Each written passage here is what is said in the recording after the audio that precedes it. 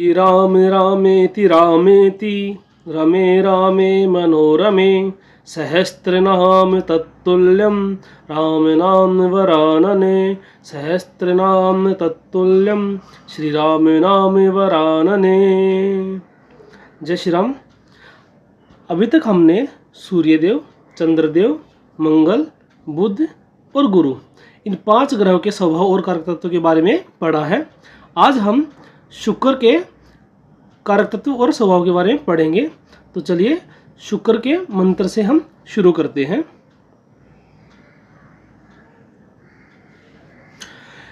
Him कुंद मृणालाभम दैत्यानाम परम गुरुम सर्वशास्त्र प्रवक्तारम भार्गवम प्रणमाम्यहम्।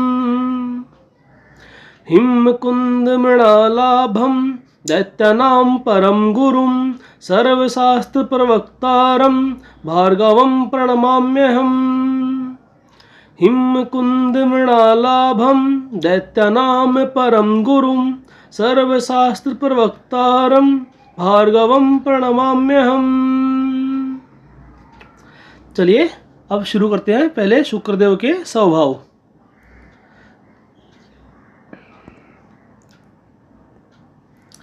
सबसे पहले देखिए, शुक्रदेव जो है ना वो पत्नी का कारक है। ठीक है, शुक्रदेव क्या है, हमारी पत्नी को दर्शाता है। हमारी का मतलब मेल के चार्ट में पत्नी को दर्शाएगा। ठीक है, और किसको दर्शाएगा, वीर्य को दर्शाएगा, जो हमारा स्पर्म होता है उसको दर्शाएगा। वर्ण जो है इसका, इनका क्या, ब्राह्मण है। अच्छा देखिए, दोनों ही गुरु हैं, बृहस्पति भी गुरु हैं, देवगुरु बृहस्पति हैं, और जो दैत्यों के गुरु हैं वो है शुक्र, शुक्राचार्य बोलते हैं जिनको। ठीक है, लेकिन है दोनों गुरु ही, और गुरु की क्वालिटीज भी होल्ड करते हैं। लेकिन थोड़ा सा डिफरेंस है, जो देवताओं के जो गुरु हैं, ठीक है, उनका सतोगुण है, लेकिन जो राक्षसों के गुरु हैं ये रजोगुणी है, तमोगुणी नहीं है, रजोगुणी है। क्योंकि फिर भी गुरु की कुछ क्वालिटीज इनके अंदर है, अच्छी है, ऐसा भी नहीं है। एक शुक्र की स्थिति अगर आपके चार्ट में अच्छी है तो ही आप अच्छे ज्योतिषी बन सकते हैं। शुक्र की स्थिति से ही हम पैसे का अनुमान लगा सकते हैं, पैसा भी अच्छा शुक्र ही देता है। ठीक है, तो दोनों चीज़ें अपनी अपनी महत्व को रखने वाली है। उसके बाद इनका जो लिंग है वो स्त्रीलिंग है, ये स्त्रीलिंग रहा है। ठीक है, उसके बाद रजोगुणी है, जल, अग्नि पृथ्वी वायु जल में इनका जो वो तत्व है वो क्या है, जल तत्व है। वात और कफ दोनों को रिप्रेजेंट करते हैं। अम्ल, शुक्र प्रोमिनेंट जो पर्सन होंगे उनको अम्ल, अम्ल क्या होता है, खट्टा। वैसे तो एसिडिक होता है, ठीक है, अम्ल का मतलब एसिड होता है, लेकिन क्या होता है, खट्टा। जितनी भी खट्टी चीज़ होती है उसमें एसिड ही होता है। ठीक है, चीटी के अंदर भी एसिड होता है, वैसे इस टॉपिक से रिलेटेड नहीं है, फॉर्मिक एसिड होता है। ठीक है, तो लेकिन जो हमारे ऑर्गेनिक कंपाउंड्स हैं उनमें ऑक्जेलिक एसिड, टार्टरिक एसिड, है ना, इस टाइप के ये एसिड होते हैं। सिट्रिक एसिड खट्टी चीज़ों में, सिट्रिक एसिड आंवला में होता है, नींबू में होता है ये एसिड। ये दिन में बली होते हैं और ये शयन कक्ष को भी दिखाते हैं। ठीक है, ये क्या है, शयन कक्ष को भी दिखाते हैं। कौन, शुक्र। वैसे शुक्र जो है ना कोर्ट रूम को भी दिखाता है, और शुक्र जो है उसमें राज्य सिस्टम में मंत्री को रिप्रेजेंट करते हैं, देवगुरु बृहस्पति भी और शुक्रदेव भी। तो ये शुक्र के गुण थे और स्वभाव थे। ठीक है, अब हम इसके कारक तत्व तो पढ़ेंगे कि शुक्र ग्रह से हम क्या क्या देखेंगे। आगे देखिए।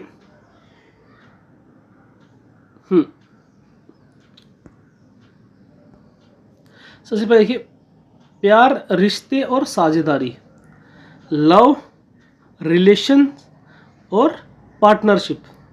देखिए जो शुक्र है वो कालपुरुषी कुंडली में दूसरी राशि और 7वीं राशि, मतलब वृष राशि और तुला राशि, इन दोनों के स्वामी है। तो जो दूसरी राशि के कारक तत्व है उनको भी ये होल्ड करते हैं, और 7वीं राशि जो कारक तत्व है उनको भी ये होल्ड करते हैं।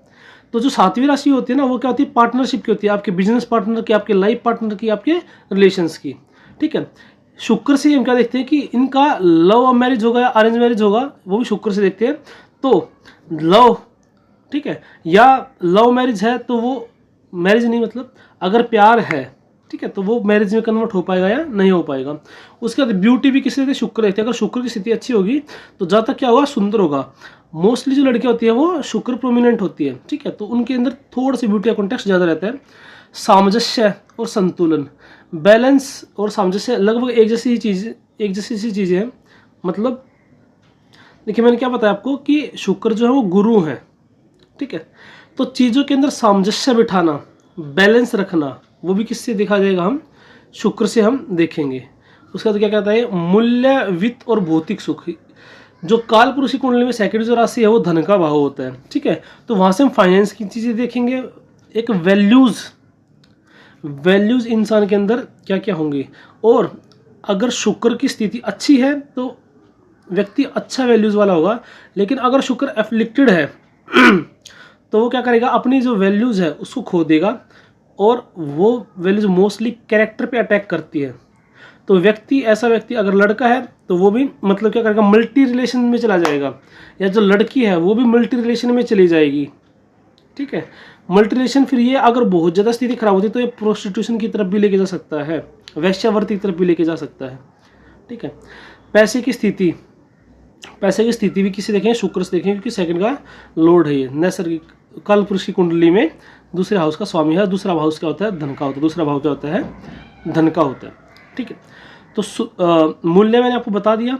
अच्छा, एक चीज़ मैं और बता देता हूँ आपको, अगर शुक्र को मंगल का साथ मिलता है, अगर मंगल और शुक्र एक साथ बैठ जाते हैं, तो मंगल में क्या है, मस्कुलाइन एनर्जी है, पुरुष तत्व की ज़्यादा प्रधानता है, और शुक्र में क्या है, स्त्री तत्व की प्रधानता है, फेमिनाइन एनर्जी है।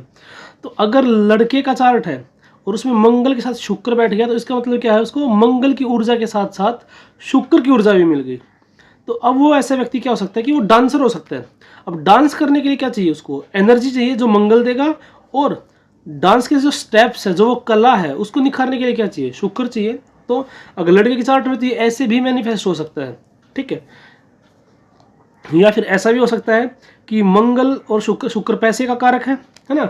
मंगल क्या दिखाता है, हार्डवर्क दिखाता है, डिटर्मिनेशन दिखाता है, ठीक है, करेज दिखाता है। अग्नि भी तत्व है ना मंगल का, तो फायर डिपार्टमेंट में काम करके पैसे कमाने वाला, आर्मी में काम करके पैसे कमाने वाला, ये सब चीज़ें भी होती हैं। वहीं अगर लड़की के चार्ट में अगर क्या है, शुक्र और मंगल है, तो क्या दिखाएगा ये कि लड़की के अंदर फेमिनिन एनर्जी पहले से ही है, तो अगर उसके अंदर मंगल है तो वो स्पोर्ट्स पर्सन हो सकती है, ठीक है। और भी बहुत सारी चीज़ें मैनिफेस्ट होती है, वो हम बाद में पढ़ेंगे धीरे धीरे, ठीक है। तो मंगल और शुक्र, मैंने बताया था कि नाड़ी ज्योतिष में मंगल पति को दिखाता है, शुक्र पत्नी को दिखाती है। किसी का शुक्र और मंगल साथ साथ में है तो क्या बॉन्डिंग दिखाएगा अच्छी, कि पति और पत्नी के बीच में बहुत अच्छी बॉन्डिंग, शादी से पहले भी हो सकती है या शादी के बाद बहुत अच्छी बॉन्डिंग। ऐसा भी हो सकता है कि वो शादी से पहले मिल जाए, प्यार हो जाए, फिर शादी हो जाए, या फिर शादी हो गई है, अरेंज मैरिज हुई है, लेकिन बाद में प्यार हो जाए, ठीक है। उसके बाद देखिए क्रिएटिविटी, कलात्मकता और आत्म अभिव्यक्ति। एक क्रिएटिविटी सूर्य की है, सूर्यदेव एनर्जी देते हैं किसी काम को क्रिएट करने के लिए, ऊर्जा भी होनी चाहिए ना, ठीक है। लेकिन जो उसके अंदर डिजाइनिंग की जो चीज़ है वो कौन देगा, शुक्र देगा, ठीक है। अब एक पहाड़ है, आपके पास छेनी भी है, हथौड़ा भी है, सब कुछ है, एनर्जी है, मार्स भी प्रोमिनेंट है, सूर्य भी प्रोमिनेंट है, ऊर्जा है, लेकिन उसके अंदर वो अकल ही नहीं है कि इसको मूर्ति कैसे बनाऊं। वो अकल देगा, वो जो कला देगा वो देगा शुक्र, ठीक है। आत्म अभिव्यक्ति, सेल्फ एक्सप्रेशन, ये मैं 2 बार पहले भी डिस्कस कर चुका हूँ।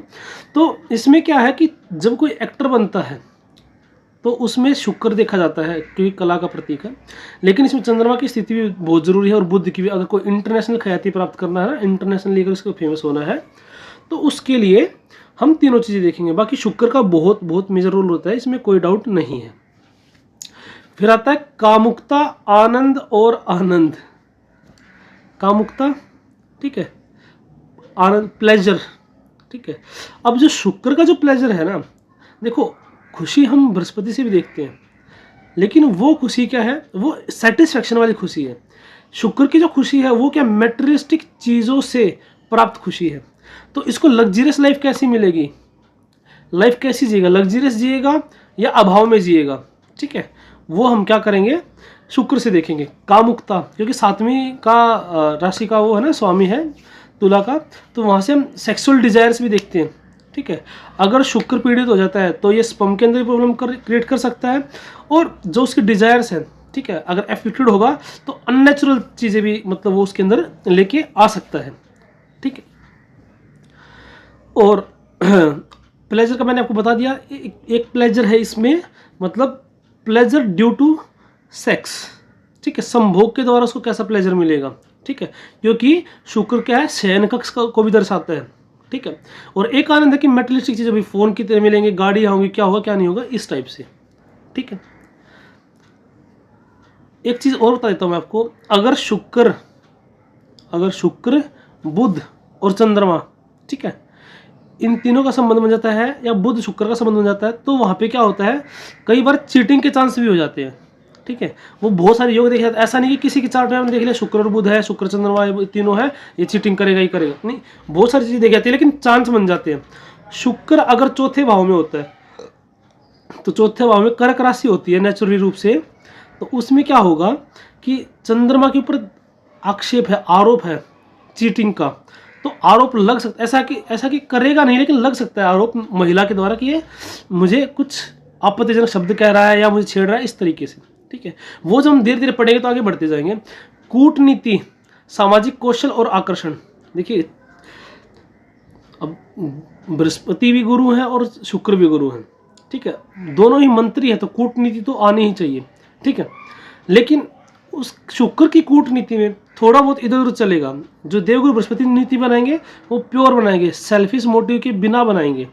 ये क्या है, थोड़ा बहुत अपने फायदे के लिए भी कर सकते हैं, क्योंकि राजसिक है, तो राजसिक व्यक्ति क्या होता है, सेल्फ ओरिएंटेड ज़्यादा होता है। हाँ, तामसिक बिल्कुल ही अपने आप ओरिएंटेड होता है कि किसी को जान से मारना पड़े तो मार दूंगा, मेरा फायदा होना चाहिए। राजसिक उतना नहीं होता, लेकिन फिर भी वो अपने लिए ज़्यादा सोचता है, सात्विक ऐसा नहीं करता। ठीक है, सामाजिक कौशल, अच्छा देखिए जो 7th हाउस है ना, वो पब्लिक का भी है। ठीक है, तो पब्लिक को कितना अट्रैक्ट कर पाएगा वो भी शुक्र से देखेंगे। और एक आकर्षण का मतलब क्या होता है कि जैसे उसकी आभा कैसी होगी, जैसे किसी के चेहरे पे ग्लो होता है।